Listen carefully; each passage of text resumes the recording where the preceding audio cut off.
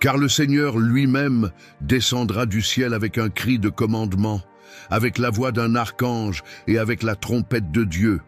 Et les morts en Christ ressusciteront premièrement. Ensuite, nous les vivants, qui serons restés, nous serons enlevés ensemble avec eux sur des nuées, à la rencontre du Seigneur dans les airs, et ainsi nous serons toujours avec le Seigneur. Consolez-vous donc les uns les autres par ces paroles. Première lettre aux Thessaloniciens, chapitre 4. L'enlèvement sera une rencontre collective, glorieuse et soudaine, avec Jésus dans les airs. Et lorsque nous comprenons cela, une question silencieuse surgit inévitablement dans le cœur. À quoi ressemblera exactement ce moment? Comprendre cette vérité biblique change complètement la manière dont vous percevez votre vie ici sur terre. Ce n'est pas une théorie, ce n'est pas une belle allégorie pour consoler les faibles.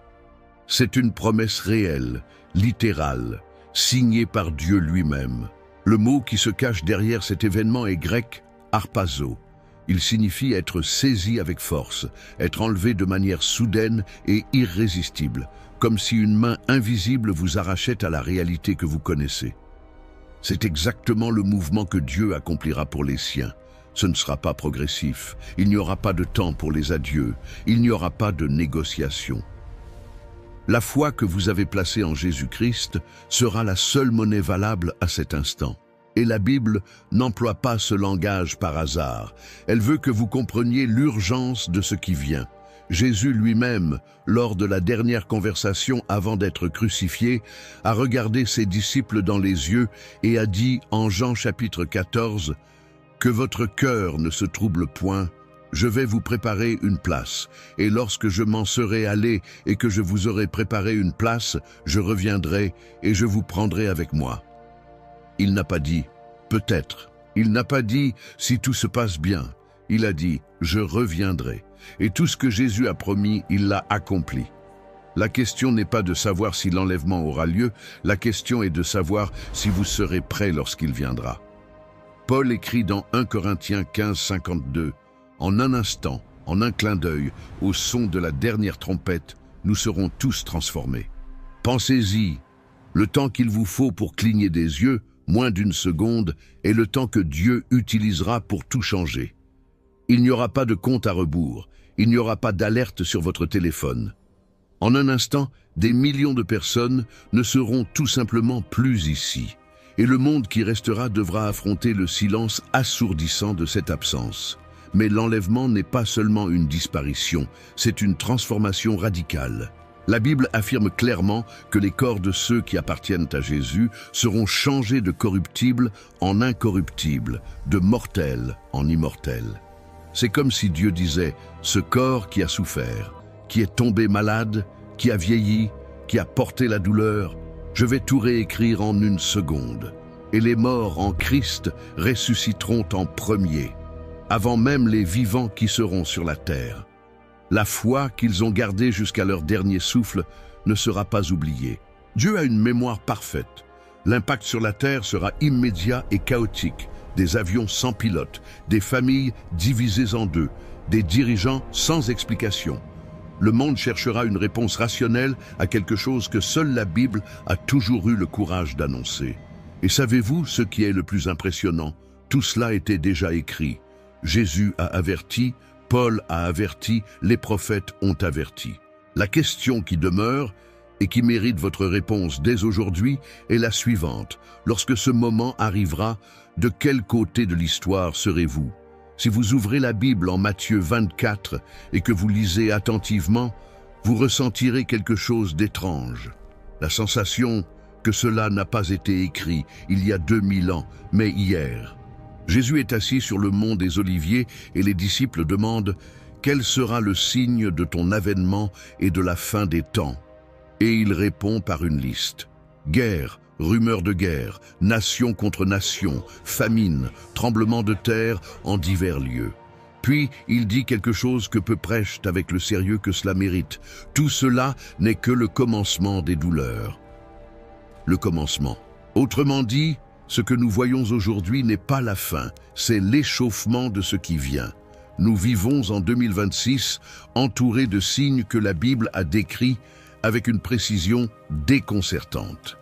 La persécution contre la foi chrétienne augmente à une vitesse alarmante. La crise morale s'est normalisée au point que l'erreur est appelée vertu et la vérité est appelée intolérance. La technologie avance vers des systèmes de contrôle mondial qui feraient trembler n'importe quel sceptique s'il lisait Apocalypse 13 juste après. Dieu n'est surpris par rien de tout cela. Il l'avait déjà annoncé. Et Jésus a dit que lorsque ces signes commenceraient à s'intensifier, il faudrait lever la tête, car la rédemption approcherait. Luc 21-28. Mais peut-être que le signe le plus dangereux de tous ne se trouve pas dans les journaux. Il se trouve à l'intérieur des églises. Paul a écrit en 2 Timothée 4-3 qu'un temps viendrait où les gens ne supporteront pas la saine doctrine. Et ce temps est arrivé. L'apostasie, le refroidissement spirituel, l'évangile dilué, la foi sans engagement, est l'un des signes les plus clairs que nous sommes à l'heure finale. Ce n'est pas un appel à la peur, c'est un appel à l'urgence. Car si les signes s'intensifient, cela signifie que le moment décrit par Paul en 1 Thessaloniciens 4 est plus proche que beaucoup ne veulent le croire. C'est la question que personne ne veut poser à voix haute, mais que tout le monde pense en silence. Vais-je monter ? Et la réponse ne se trouve pas dans votre dénomination, dans la fréquence à laquelle vous allez à l'église, ni dans le nombre de versets que vous avez mémorisés. Elle se trouve en Éphésiens 2, 8, 9, où Paul l'affirme avec la clarté d'une lumière allumée dans l'obscurité. C'est par la grâce que vous êtes sauvés, par le moyen de la foi. Et cela ne vient pas de vous, c'est le don de Dieu. Le salut ne se mérite pas, il se reçoit. Mais le recevoir réellement change tout à l'intérieur. Celui qui rencontre la grâce de Dieu ne reste pas le même. Il ne peut pas rester le même. Il y a une parabole que Jésus a racontée et que beaucoup lisent sans en ressentir le poids réel. En Matthieu 25, 10 vierges sortent pour attendre l'époux. 5 étaient préparées, avec de l'huile dans leurs lampes, avec une vigilance réelle. 5 avaient l'apparence d'être prêtes, mais au moment décisif, l'huile manqua. Et lorsque l'époux arriva et que les imprévoyantes partirent chercher de l'huile, la porte fut fermée.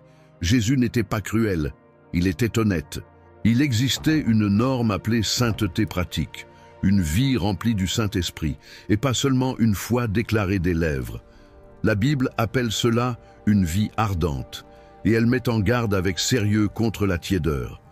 Dans Apocalypse 3,16, Jésus dit quelque chose de bouleversant. « Ainsi, parce que tu es tiède et que tu n'es ni froid ni bouillant, je te vomirai de ma bouche. » Des paroles fortes d'un sauveur qui vous aime trop pour vous laisser vous tromper.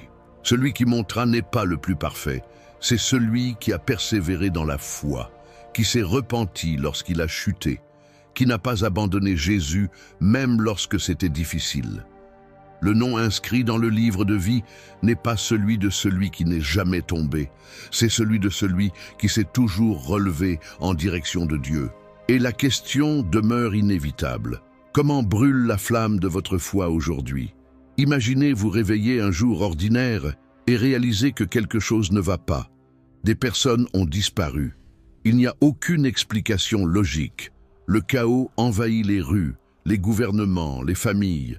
Ce que la Bible décrit comme la grande tribulation n'est pas de la science-fiction. C'est le scénario réel qui s'installera sur la terre après que l'Église de Jésus aura été enlevée. C'est une période de 7 ans décrite avec des détails troublants dans le livre de l'Apocalypse, où les jugements de Dieu viendront en vagues successives sur un monde qui, pendant si longtemps, a rejeté sa grâce. Ce qui est aujourd'hui miséricorde sera, ce jour-là, jugement. Et au milieu de ce chaos, la Bible annonce l'ascension d'une figure que le monde accueillera comme une solution, mais qui est en réalité le plus grand piège de l'histoire. Apocalypse 13 décrit l'Antéchrist, un dirigeant charismatique avec des réponses à tout, doté d'un pouvoir surnaturel et proposant un ordre mondial qui séduira des milliards. Il mettra en place un système de contrôle économique où personne ne pourra acheter ni vendre sans une marque. Cela paraissait insensé il y a 100 ans. Aujourd'hui, avec la technologie déjà existante, cela semble être une question de temps. Dieu le savait. La Bible l'a annoncé. Ceux qui resteront et refuseront de se soumettre au système de l'Antéchrist feront face à une persécution brutale. Mais, et cela est important, la Bible dit aussi que même durant cette période, il y aura encore le salut. En Apocalypse 7, une multitude innombrable de toutes les nations viendra à Jésus pendant la tribulation, payant de sa propre vie la foi qu'elle n'a pas eu le courage de vivre auparavant. C'est le chemin le plus difficile. C'est la porte la plus étroite. C'est pourquoi Jésus a tant insisté. Ne remettez pas à plus tard ce que seule la grâce d'aujourd'hui peut accomplir, car demain pourrait tout coûter. L'enlèvement est glorieux, mais ce n'est pas le dernier chapitre de l'histoire. Un moment encore plus grand est réservé dans les plans de Dieu, un moment qui fera s'arrêter le monde entier, qui n'aura besoin ni de caméra, ni de retransmission en direct, ni de confirmation d'aucun journal. En Apocalypse 19, 11, la vision est celle d'un ciel ouvert et d'un cheval blanc, et sur lui se tient Jésus, non plus le serviteur souffrant de la croix, mais le roi des rois, le Seigneur des seigneurs, avec un nom écrit que plus personne ne pourra nier. Ce retour ne sera pas silencieux comme l'enlèvement, ce sera l'événement le plus visible de l'histoire humaine. Jésus reviendra pour juger les nations avec une justice parfaite. En Matthieu 25, il décrit ce moment. Lorsque le Fils de l'homme viendra dans sa gloire, toutes les nations seront rassemblées devant lui, et il les séparera. C'est le règlement de compte que l'humanité a toujours su, au fond d'elle-même, qu'il arriverait. Puis viendra le royaume millénaire, 1000 ans de gouvernement juste de Jésus sur la terre restaurée, où la paix que le monde n'a jamais réussi à construire existera enfin. Ésaïe 9, 6 l'avait déjà annoncé. La souveraineté reposera sur son épaule. Et il n'y aura ni lobby, ni corruption, ni guerre. Mais après tout cela vient la séparation éternelle. Le grand trône blanc décrit en Apocalypse 20 est le jugement final, où chaque vie sera évaluée, où chaque choix fait devant Dieu sera pesé. Et là, il n'y aura que deux destinées. La vie éternelle dans la présence de Jésus, ou la séparation éternelle d'avec lui. Il n'existe pas de troisième option, pas de purgatoire de dernière minute, pas de négociation. La Bible est claire parce que Dieu vous respecte assez pour être honnête avec vous. Et la beauté de tout cela est que vous avez encore le temps de choisir le bon côté de cette histoire. Peut-être avez-vous commencé cette vidéo par curiosité, mais quelque chose en vous sait que ce qui a été dit ici n'est pas seulement une information, c'est un appel.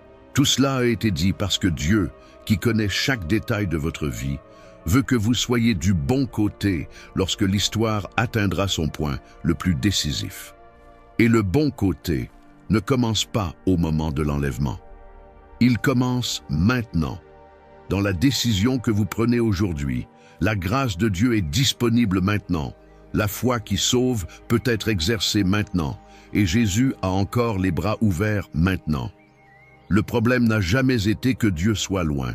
Le problème est que l'être humain continue d'attendre le moment parfait qui ne viendra peut-être jamais. Ne quittez pas cette vidéo de la même manière que vous y êtes entré. Si quelque chose ici a touché votre cœur, si la foi en vous a été ébranlée, si vous avez compris que vous devez prendre votre vie spirituelle plus au sérieux, agissez maintenant. Parlez à Jésus, revenez pleinement à lui. Car le retour glorieux de Jésus est certain, l'enlèvement est certain, et la seule chose encore ouverte est votre choix. Si vous avez compris le message de cette vidéo, cliquez sur le bouton « J'aime » et écrivez dans les commentaires « Seigneur Jésus, je te remets ma vie. Amen ».